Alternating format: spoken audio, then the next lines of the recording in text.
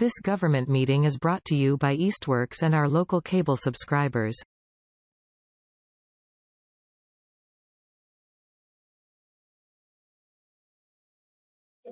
All right. Welcome everyone to the meeting of the Commission on Disability on April 4th, 2023. We're starting the meeting at 10:05 a.m. The chair, Angelique Baker, had an emergency, and so I'll be chairing the meeting. This will be very stressful for me because I'm also monitoring the tech and I'm also giving a presentation. So please be forgiving. That's fine. All right. So why don't we start by we have some visitors. So why don't we start by going around and identifying ourselves. I'm Eli Damon. I'm the vice chair of the commission. I'm Mary Morris. I'm the clerk. Molly Goodwin, member. Jeff Bagger, I'm the city planner, and I'm a member of the Commission on Disability. I'm David from website. Nancy Duraco, I'm a member. Jeff Brown, I'm a member. Razor Plant, I'm a member. I'm Bob Nickel. I'm a member too. From Riverside. Okay. And our online. Sam Diamond, I'm a member. Hi, Ryan. Okay. Wow. All right. So let's see. So first on the agenda is, let's see, we did roll call. Eli, should we have the other people introduce themselves, the other people online there? See there. Yeah. So Yeah. So Kat, do you want to introduce yourself?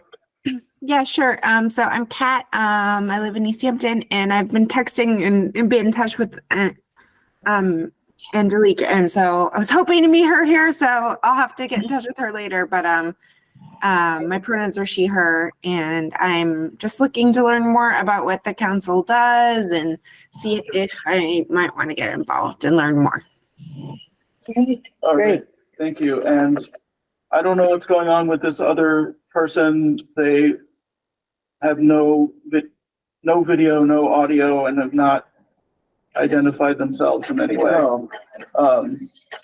Yeah. All right. So let's see. So next is, what's that, Bobby? Well, no, Nine. Yeah. Those are the automated captions. Oh, okay. Stan wants to say something. Oh, yes, Stan. I was wondering if you want to delete that N person. Since we don't know who it is, they may be listening and watching, and this is not a public meeting at this point, for unknown people, Yeah, right? right. I mean, it is a is public a public meeting. Yeah, you're right. Yeah, I don't know. I feel like if they're not being disruptive, I don't see any reason to kick them out. No. Okay, Yeah. you're the boss. Okay. So, yeah, so first on our agenda is the minutes from the previous meeting. Mary, what was the date of that meeting? The meeting was March 7th, 2023. Okay. And does anyone want to make a motion or to approve those? Motion minutes? made to accept the minutes of March 7th.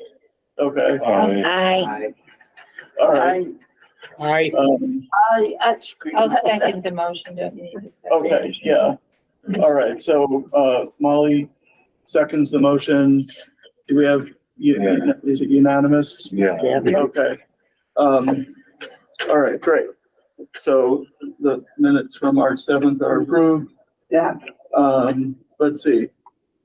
Next, we have a speaker which happens to be me.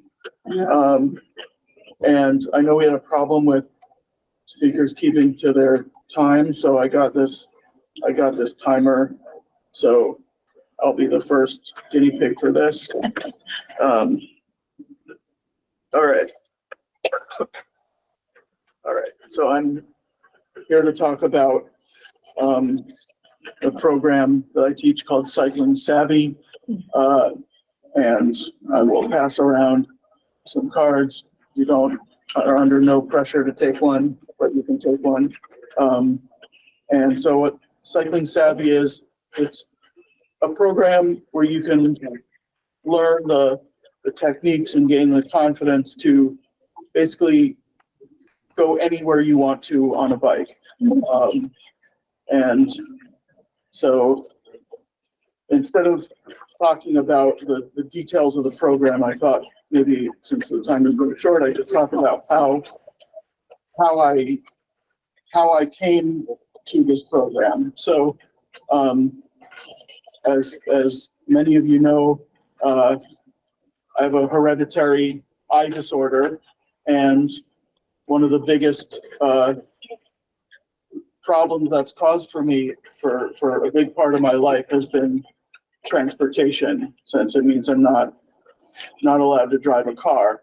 And for a long time that was very limiting for me, because I really had trouble traveling independently.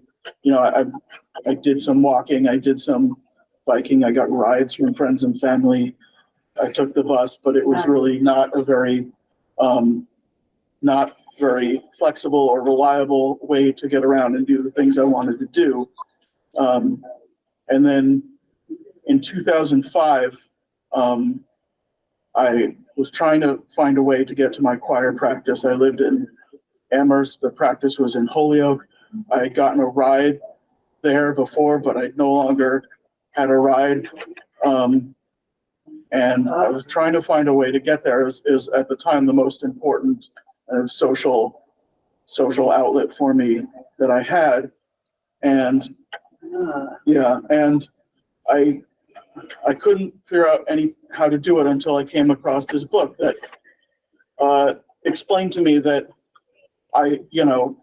the techniques I could use where I could ride a bike anywhere I wanted, and it would be safe, and it would be predictable, it would be easy, that I wouldn't have to worry about all of the things that I normally worried about when I wanted to bike somewhere. I could go faster, I could go farther, and that changed my life in a way that you could not imagine, right? So suddenly I was able to travel, be truly independent and do all the things that I wanted to do. And I really wanted to share this kind of liberation, this gift with other people. So I wanted to teach other people how to do what I had discovered how to do. And I went online, I found other people who had a similar discovery and who are also teaching. And then I found some of them were creating this program called Cycling Savvy that was exactly the kind of program that I thought we needed. And so that's how I came to it. And this kind of thing is and I mean, people both disabled and otherwise often underestimate what they can do with a bicycle. And so I'm not saying that absolutely 100% everyone can do this, but I'm saying most of the people who think they can't do it can do it, and that includes people with a wide range of disabilities. So as an example, there's me. There's one of the first students of Carrie Caffrey, who's one of the creators of Cycling Savvy, is a man named John Alexander, who has he has Parkinson's disease. His doctor told him, like, exercise will really help you. So he wanted to ride his bike on this path in a suburb of Orlando. That's where Kerry used to live. But there was a huge suburban highway interchange in between where he lived and the path that he wanted to ride on. But Kerry worked with him, and he was able to, now he can traverse that, huge interchange with no problem. Right. And one of the students when I took Cycling Savvy as a student, her name was Nikki O'Day, and she was 100% deaf, and also had no vestibular function. So it was very difficult for her to walk, but she could ride a recumbent trike very easily and use the defensive driving techniques that were being taught. And that was also the same kind of liberatory experience for her. And I've also, I've seen people with a variety of disabilities riding bikes on the road, including people with missing limbs, paralyzed limbs, all kinds of stuff. And so, let's see. And so, wow, I have 3.5 minutes left. Yeah. So, and so basically the class has 3 parts. There's a classroom part, which now you can take online, and which talks about, it's called Truth and Techniques of Traffic Cycling, and it's about the rules of the road. It's about how crashes occur and what ways we can avoid the most common types of crashes. It's about techniques for making things easier, about how to communicate with motorists and take control of your space on the road. And then there are 2 parts. Then there are the other 2 parts that take place on bike, which I personally have not taught in a long time, but I could if there was interest, or there are also other instructors around the country who can teach it, including, I think our closest one is in Waltham, and who's named John Allen. He's a very smart guy. And so the second part is called Train Your Bike, where we learn some basic bike handling skills, right, like emergency maneuvers, and how to look behind you to assess what traffic is doing behind you, how to signal, right, and how to do all that without losing your track. And then the third part is the tour of the city, where we go out riding together, and we go to a bunch of situations that might seem challenging, and we talk about what strategy can we use to get through this intersection or this situation, and then we use that strategy, and we go through it, and we usually find that it was not as difficult as it seemed before, and so that is how the program works. And if you're interested, you can go to the website, which is on my card, cyclingsavvy.org, or you can always call or email me, and I'd be happy to talk about it with you. I'd be happy to go out on a bike with you to any places that you're not sure how to handle, and we can talk about how to handle that situation. But I travel by bike as my primary mode of transportation. I rely on it, and I feel like whenever people tell me, whenever people tell me like, oh, I can't do that, it's too dangerous, I don't know what to tell them, because I do it all the time, and I don't have the problems that they always imagine having. And so, yeah, that's, and does anybody have any questions? No. So this is a nationwide organization? Yes. The organization is called the American Bicycling Education Association. Their website is abea.bike, but the program is called Cycling Savvy, and it has its own website, cyclingsavvy.org. Wow.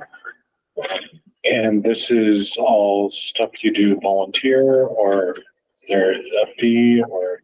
Yeah, so if I teach a class, I do get a small amount of money for it, but yes, Okay. most of it is volunteer. I serve on the board, and that's a volunteer position as well. Do students have to pay, or is it free for them? Students do have to pay. There is some scholarship money for students who cannot afford to pay. Are there resources maybe for folks who might have, who would like to get a bike, or like, how do you reach out to folks who would love to bicycle but don't have a bike and go through that whole equipment thing? Yeah, so that is, that's a problem that we haven't solved on the level of the whole organization. But it's something that I would work on individually with someone who is interested, but we don't have a way to do that yet, as an organization. Yeah, because I mean, bicycling is super cost effective, but you have to get a bike and then all the safety equipment and a lock and all that stuff, and that, that could be cost prohibitive. Yeah, I agree. Yeah, for some people, the cost is a problem. And that is something we need to fix. Nancy, I have a question. Yes. Have you encountered any of the newer electric assisted bikes and trikes Yes. into this program? I haven't used an electric bike personally, but the Carrie Caffrey and some other people, as I said, she's one of the creators of the program. She's working on a version of the course specifically for electric bikes, because there are some issues with it that are different from using a regular bike. Sorry about that. That's okay. Love that noise. I think it's great, Eli, that you've been a good bike advocate in town as well as kind of in the region. I do know that, there is some requirements that the state puts out for when a road's getting rebuilt and things like that. So Mass DOT standards. Have you ever encountered Mass DOT in terms of the educational part? Or I guess my other question is about like Mass Bike is another group, but I think they do different things. And I don't know if you've encountered Mass Bike or Mass DOT and how they interact with what you guys are doing. So I have, and I've had a hard time getting them interested in it. So I don't know if you have an in with anyone, I'd be happy to use that to talk to them. But yeah, a lot of people are it's hard to get someone to see the value of defensive bicycle driving education when they haven't taken the course and they don't know how it works. And it's kind of like a catch-22, right? Like, how do you convince someone to take the course when like the thing that would convince them is something that's in the course? Right. Yeah. And I just want to applaud you because I think it's good. It's hard to get people there's some kind of barrier for people with a bike, and then it's the educational part, which I think is mostly the barrier. The city has tried a couple things. So we have the Valley Bike system, Yeah. which is an electric assist bike. And I think the person who sent online, it's intended to be a membership. So you pay an annual fee, but then you have access to the bikes in different towns. And I think the goal has always been over time that those stations will be in logical places where they could be better relied upon. So the system's still getting built. And then we did a program called a bike rodeo, where we brought students from the school to Millside Park, and they had set up cones, and they started kind of like the early level education for kids. Right. We did that once. We'll be doing it again. And then kind of the school's trying to do a walk, bike, and roll day where they at least make it easy for kids to realize they can walk and bike to school. Yeah. And then kind of like an introduction. And so the city has a lot of work to do still to build out more sidewalks, bike lanes, protected bike lanes and everything. But I think your work is really important for that, Thank to you. educate people. Yeah, I think the concept of a bike bus, right? The idea that you have trained adults like leading kids on a ride to school, is really good, because that's a way to kind of set an example of safe behavior without making it, an explicit lesson that they have to learn, right? You can just model it for them. Yeah, it would be really great to start something like that. Yeah. Stan has a question. Oh, yes, Stan. Hi, Eli. Talking about the city, are there agencies or departments within the city, like the police department, public works department, that picks up abandoned bikes around the city and then auctions them or gives them away at events? I don't know. I mean, at the colleges there are, but as far as in Easthampton, I don't know. The police pick up the abandoned bikes, and the person that I would recommend to get these bikes to is Bob Sherlin down in Springfield. Yeah. Who reconditions the bikes. He even builds bikes for handicapped people. Oh, that's great. Yeah. So And get the bikes to him, and then he passes them around to all the kids and whatnot all over the area. that's awesome. Yeah. So I'm sorry. Were you gonna say something? Yeah. Springfield close to Agawam. Yes. Yes. That's right. Yeah. Yeah. Yeah. So I personally have a limited amount of energy, but if anybody wants to work with me on something, I'd love to work on it. There's only so much that I can do by myself. I have a bike too, so Excellent. yeah, Yeah. at home. I need to learn how to go somewhere, Yeah. Yeah. So I think, Good. yeah, so I think we'll end the Any other questions, but again, feel free to call or email me. I'd be happy to talk to you. Thanks, Eli. Thank you, Eli. Sure. All right. Eat over now? What's No, that? one part of the meeting is over, Bob. Yeah. Okay. Yeah. How much time is it? 10:29. All right. So, yeah, so, Snow removal? yeah, so next on the agenda is about snow removal, but I'm gonna push that till the end because that's a big thing, and I want to make sure we get the small things done. So let's see. So we have accessibility ordinance update. So for the visitors, we made a proposal to Omar Gomez, the city council chair, for an ordinance that would require city events to publish what accessibility features the event would have. So that a person looking to go to the event could at least know whether it would be accessible to them or not. And we don't have an update about that. Let's see. Survey subcommittee. So the survey subcommittee, did we meet? I don't think we met this month. Yeah. Not Yeah, yet. but we have made progress on putting a presentation together. I made a draft outline for the presentation, and I'm trying to get more feedback on that. Let's see.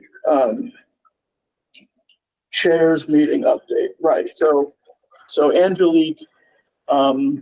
Angelique has worked very hard to get the chairs of various committees in the city to talk to each other. And we did have a meeting this month. It was me and Angelique and Jamie Paquette from the Energy Advisory Committee and Emily Britton from the Community Relations Commission or Committee. I forget what exactly it's called, but we had a very good conversation. And yeah, and hopefully we can have more. Let's see. The dance event and banner issue. Okay, so the dance event is something, again, that Angelique was doing, so she can't.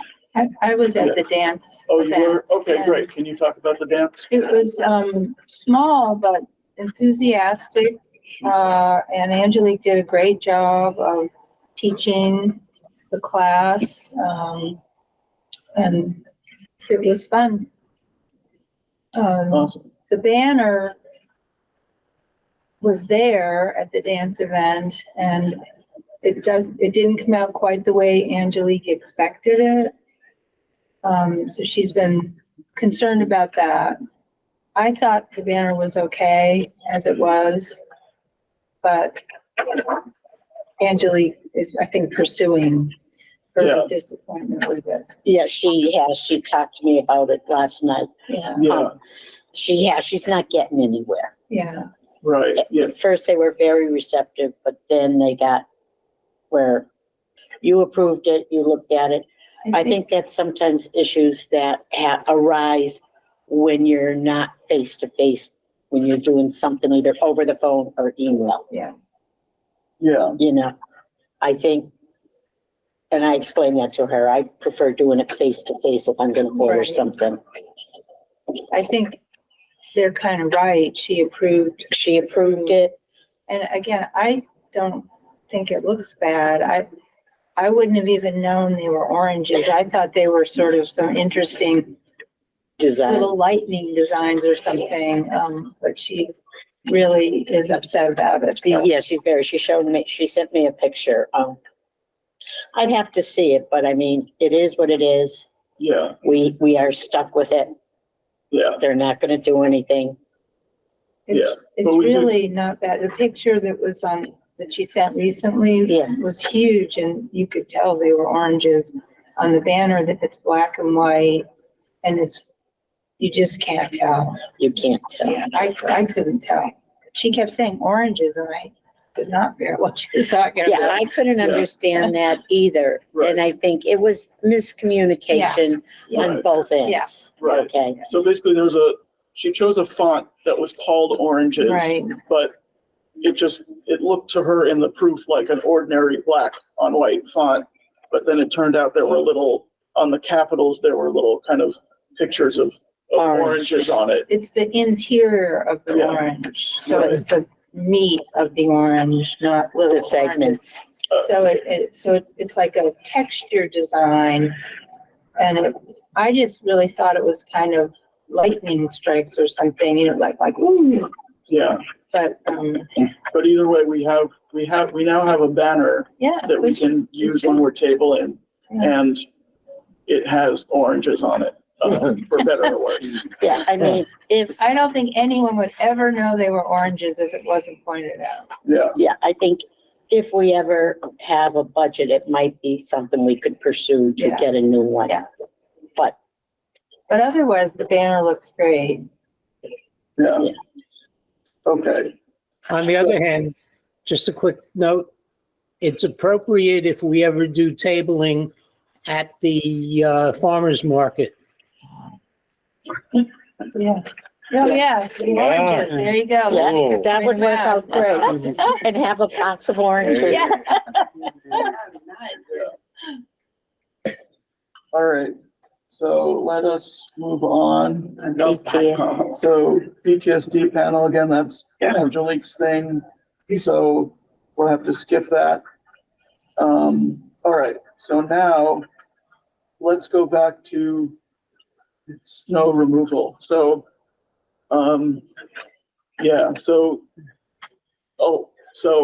we're trying to work on this in a subcommittee, but the people who are interested are also seem to be mostly too busy to be part of a subcommittee. And so we could not meet about it. And I talked with Angelique and we thought, well, maybe we can do it in the main meeting. But I kind of felt like we needed to think carefully about how to structure it so that it was really productive and it wasn't just like, I don't know, just a torrent of opinions, like a way where we could actually kind of make, like, get to a consensus. And so, but that's also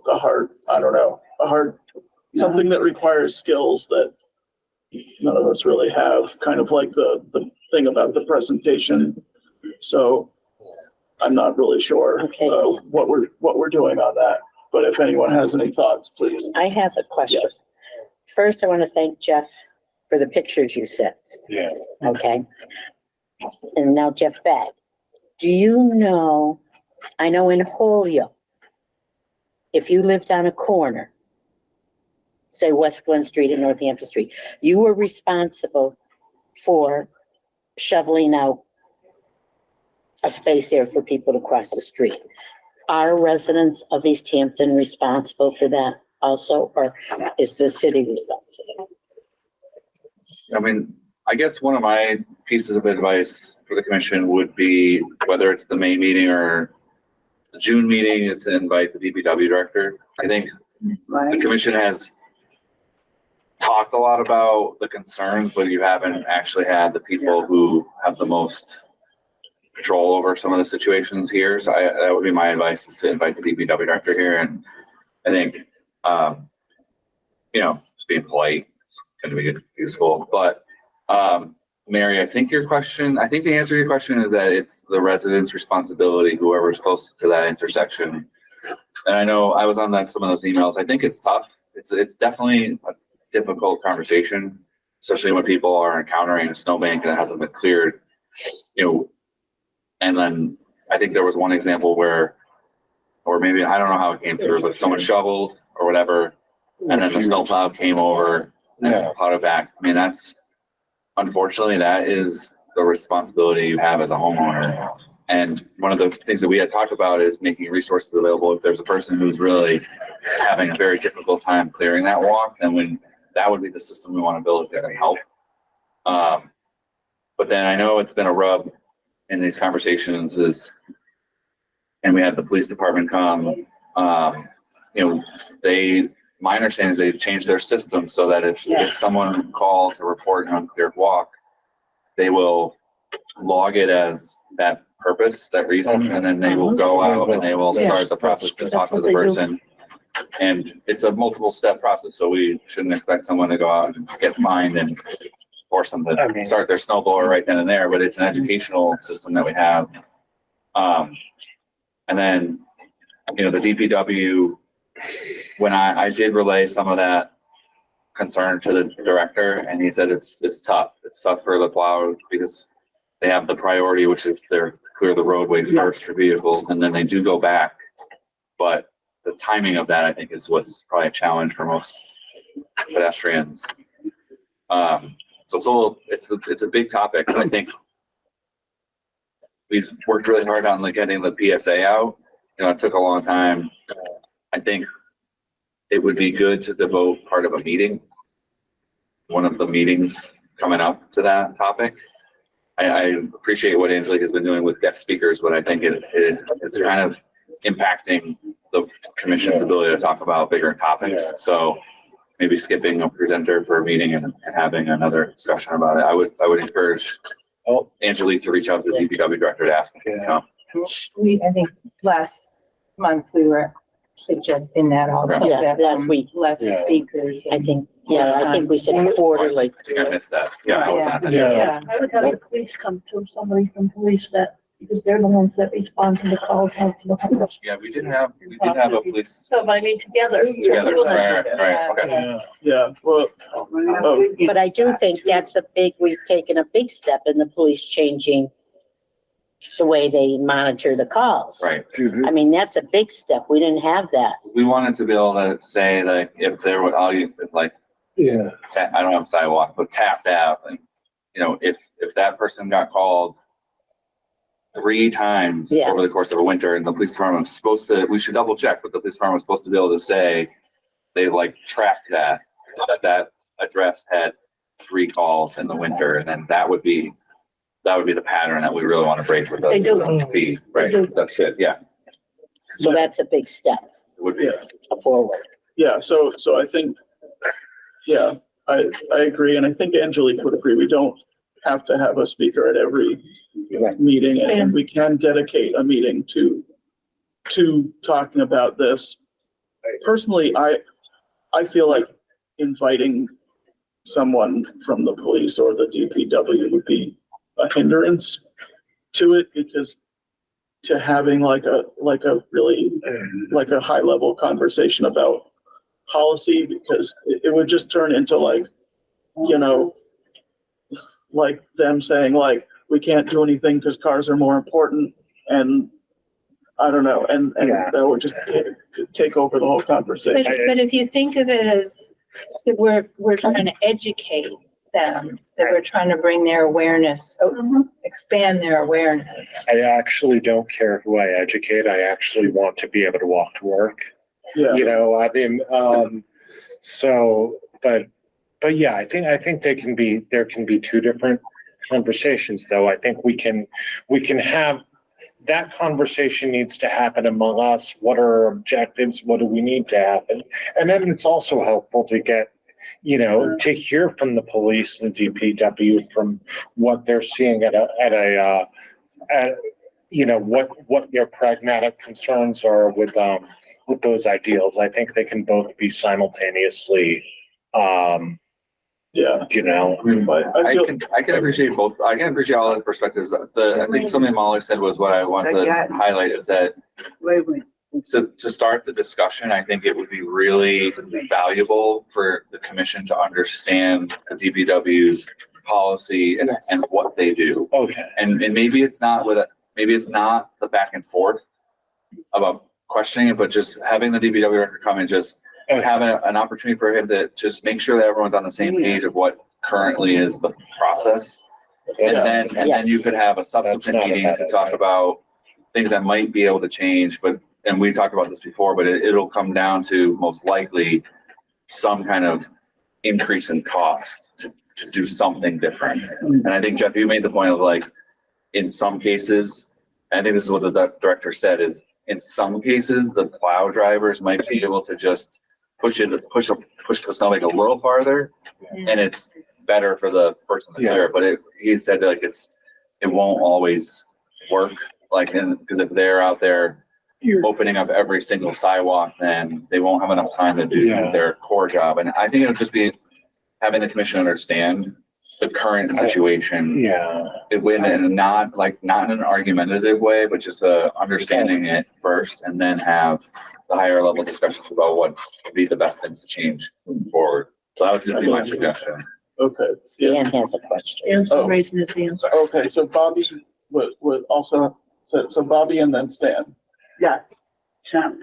He was telling you, Stan, wait. Oh, you were just telling, okay, go ahead, Stan. Okay, not too long ago, several of us had a meeting with City Council member Daley about this issue. And after the meeting, I found online that the city of Easthampton has a standing policy, has a ordinance affecting snow removal that specifies what has to be done and what the penalties are for not doing it. And it is an official ordinance in effect right now.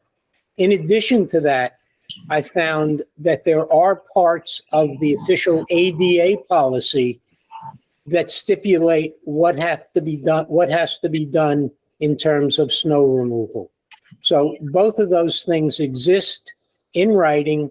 I can share them with the whole committee if there's a place, if there's a, some easy way of doing that. But these things are in effect. They're simply not enforced. I mean, Thank you. All right. Are you raising your hand? yeah, I think so.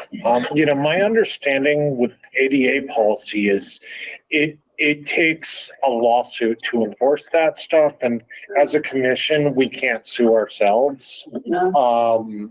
Frankly, I think that might be part of the, so I think it would take outside pressure for some of that ADA policy to get enforced, that it's just kind of beyond our purview.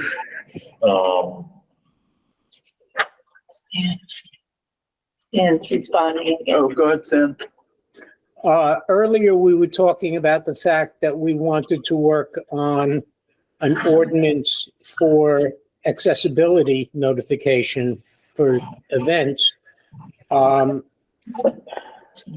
We already have the ordinance on snow removal. All we have to do is get the city to enforce the ordinance.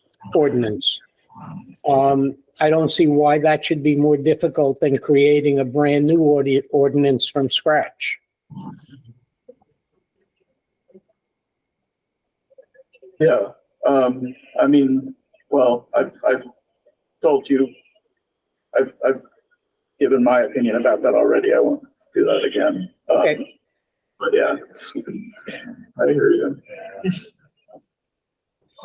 If there is an ordinance in place, does it take a lawsuit to enforce it? That seems extreme. No, that's ADA. That's Title II stuff, or is it Title II? Title 5, Title 4, I don't know. Title 4, 5. It's not Title I. I know that's employment. It's whatever. Yeah. There's ADA regulations regarding sidewalks, that, are national, that would go beyond a city ordinance. Oh, okay. But the way, like, for instance, crooked sidewalks would probably fall under that too. The ADA demands a certain standard for compliance that realistically is not what towns have in their budget to go through. What you see in bigger cities is oftentimes groups to get together and sue, and that's how that gets resolved. That's not the position of a town commission to initiate that. And when I was at the community monitor training, I asked about like temporary fixes, and they said, no, if you do a temporary fix, that triggers the whole force of the ADA, right? And it would mean like you're in violation of the ADA if you do a temporary fix because you're not doing the whole thing. And so, I mean, that seems like a problem with the ADA to me, that it basically says you can't improve anything, right, without entering like the full, the full requirements. Any improvement need to be to the full code, in other words? Yeah. Okay.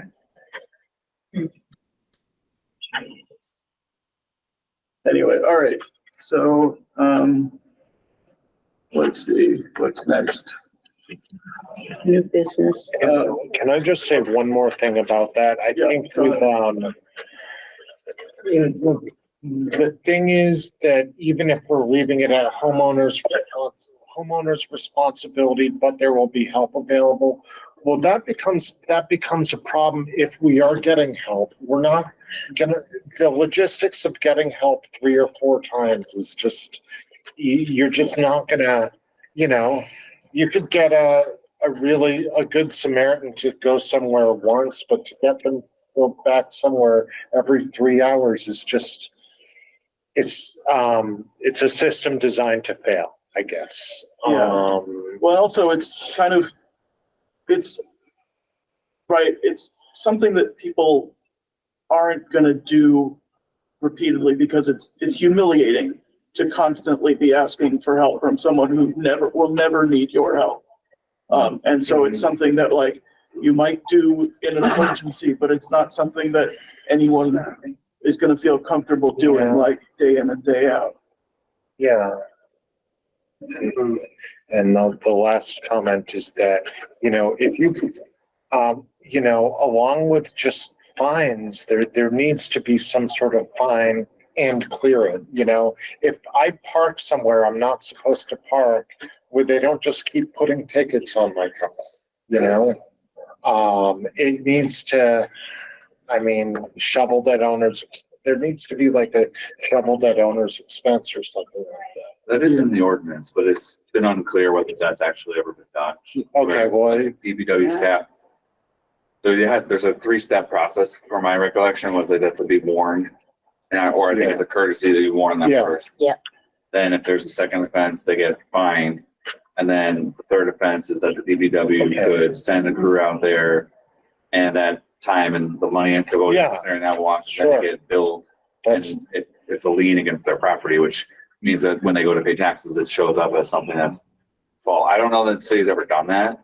That's kind of Molly's point about the enforcement level of this is, and I know one of the other discussions I think that Angelique was asking about is in the ordinance says that within 12 hours of the end of a storm, and kind of like why 12 hours? That could be impactful to someone who needs to get out, but that was probably, whenever the ordinance is created, it's kind of old, but that was probably the compromise number of hours that was somewhat reasonable on both sides for the homeowner to get out there and clear it, or for a person to wait to get access to clear block. But I know that's where the conversation goes about the ordinance and the suitability of the file. I don't even know that that's a battleground. I would want, that's reasonable that you're not expecting homeowners to wake up at 4 a.m. because I have to get to work at 7, that's fine. But if it's, if it's within the 12, within the 24, even just so there's not slush melting into black ice, I think that's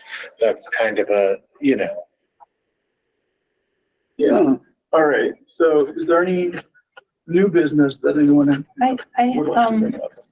I am going to step down from the commission, so this is my last meeting. I have informed Angelique about this. I haven't heard back from her. I've written twice.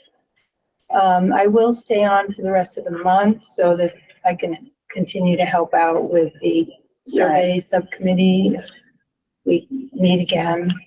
So I just want to say it's been really a pleasure to work with all of you, and I've really appreciated the efforts that you all put into this. And I made the old retirement mistake of committing to a few too many things.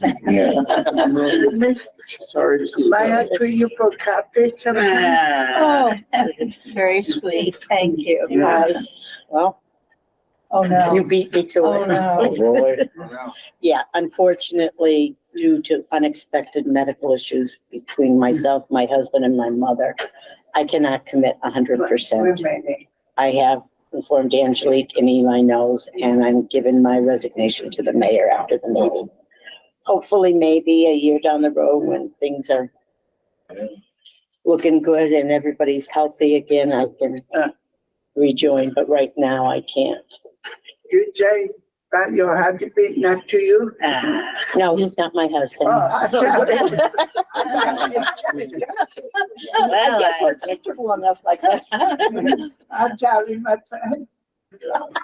Why? Why are you saying you're sorry to him? I tell him you were happy. Yeah. Well, I Oh, guess we're getting a laugh Bobby. out of this. So, yeah, so in You addition know how to, Bobby is. yeah, so in addition to Yeah. just losing Mary and Molly as members, Mary is our clerk, so we will have to find another clerk. I'm about miss you, Mary. I'll miss you all. Yeah. Yeah, I'm really, it's very disappointing that you have to leave, but I Not understand. that life. Like Mary, I may be back once the dust settles. Unfortunately, clerking is the one, like, I write like a third grader on, substances, and you would not want my notes in any sort of public, It's a big commitment to do the clerk. You guys have been great for the time you've been on, so thank you for doing Yeah, that. thank Yeah. you. I wish, I mean, it was a hard decision, It was a hard decision. but something that needed to be done. All right. So. Yeah.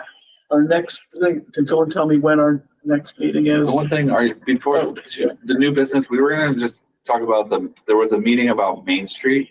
Oh, that's right. I So- forgot, yeah. The city, just from the mayor's office, the DPW and the planning department are starting a conversation about redoing Main Street. Yeah. So basically from Emily Wilson Library, down Main Street, the Rotary, and then down the hill there's a bridge over the Manhattan, so that's near West Street. It's starting now, and it's a project that we're not expecting construction until 2027. No. But there are a couple opportunities for people to be providing input. We had the first one last week. I was there. Eli was there and Molly was there, and It was great. it was a really good session. We had Yeah. about 85 people in the room and about 30 people online. It was the very first introduction to it, so I would say that nothing has been missed at this point. I'm about to post a video of the presentation. So the presentation was about 30 or 40 minutes, which is it would be important for the commission to look at that recording. Yeah. There is an online map that you could use. If you're savvy online, you can click a place and make a comment, or we can receive written comments. So things about how fast cars drive, crosswalk and pedestrian safety, sidewalk improvements, and then obviously making sure that wherever there is a sidewalk, that there's an accessible ramp with a crosswalk. But there will be a really good opportunity for the commission to do a walking tour of the area. So I think the meeting. Yeah, she sent an email Yes, about that. I'll pull it up real quick. I mean, if everyone wanted to come, that's totally fine, but at a minimum, one person from the commission should try to go. One second, let me pull it up here. The date. April 11th from 1 to 2:30. Correct. Rain date is the 12th. And I did want to say that April 11th, is that a Tuesday. Tuesday. There is another session in the evening, which I think we did at 5. I think we either did it at 5 or 6. So if for some reason that time slot didn't work, we could come. We're doing 3 walking tours that day. Then there'll be a second meeting.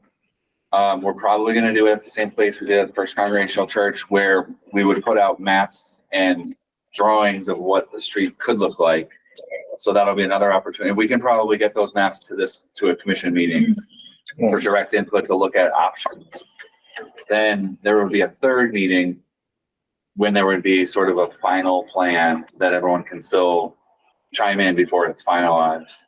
And then we would start a more in-depth process with the state Mass DOT about finalizing the design, and then it would be something that wouldn't get built in 2027. So I think if I just estimated probably by June, there would be another map that we could bring to the meeting for the committee to look at as another opportunity to chime in. But then Eli and Molly were there, so I don't know if you guys had other observations about the meeting. Yeah, I did, but I feel like we're kind of out of time. Dan has a quick question. Yeah, go ahead, Stan. Just a quick question. I thought there was also another project that the state was planning to do to rebuild Northampton Street from the bridge going north. You're correct, Stan. So yep, there's a set. So that's Main. This is the conversation we just had was about Main Street. Right. And then what Stan mentioned is the rest of the stretch. So through Burger King, Florence Road, and all the way to where, approximately where River Valley Co-op is. Right. That is a little bit slower of a timeline. So there will be opportunities for the commission and other people to chime in on that one, but it's probably another 6 months to at least a year until there's a plan to look at or input. But Sure. Together, it's a really good thing overall. I mean, from the planner's perspective, Cottage Street, not perfect, but it was redone in 2017. Union Street is going to be in construction for the next year or two, and then that'll be redone. And then Main Street will be 2027, and then Northampton Street would be 2028, 2029, which when you take it together, that will actually create a good, safe route through the city, where especially if you're thinking about sidewalks or bicycles. That's been the goal, is to make this area that you can navigate all the way to, Northampton Street has a lot of businesses and goods and services, and you can get the Big E's, you can get farther out there. So that's the overarching plan over the next 10 years. Thanks, Dan, for mentioning that. Yeah, thanks, Jeff. All right, so when's our next meeting is, someone look up, second Tuesday of May. First, isn't that the First Tuesday. First Tuesday, sorry, that's what I meant. May 2nd. Okay, our next meeting is May 2nd, same time, 10 a.m. And thank you, everybody. I guess I'll close this meeting at 11:02. Okay. Eli, you did great. You Yeah, did good job, very Zach. good. Yeah. Thank you. Well, you did a good job. Yeah, you should But I buy you. Thank you very much. Nice. All right, Bye, everyone. Bye, everyone. Stan.